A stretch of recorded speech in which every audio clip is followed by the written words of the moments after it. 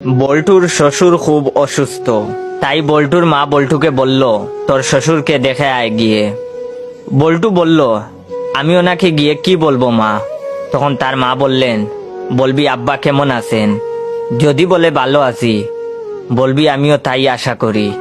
তারপর জিজ্ঞাসা করবি কোন ডাক্তার দেখাইছিলেন, যে ডাক্তারের নাম বলবে তুই বলবি উনি তো খুব ভালো ডাক্তার ছিল। তারপর জিজ্ঞেস করবি আপনি সুস্থ হবেন কবে, যেদিনের কথা বলবো তুই বলবি সেই দিন আমি খুব খুশি হব। তারপর বল্টু গেল শ্বশুর বাড়িতে, গিয়ে বল্টু বলল, আব্বা কেমন আছেন?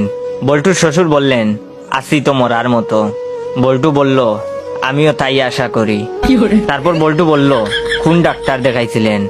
বল্টুর শ্বশুর বললেন, আজরাইল। তখন বল্টু বলল, উনি তো খুব ভালো ডাক্তার, আব্বা আপনি কবে সুস্থ হবেন? বল্টুর শ্বশুর বললেন, দেহ থেকে যেদিন প্রাণটা বেরিয়ে যাবে সেই দিন। এখন বল্টু যা বলল তা শুনে তো বল্টুর শ্বশুর বেহুশ। বল্টু তার শ্বশুরকে বলল, আব্বা সেই দিন আমি খুব খুশি হব।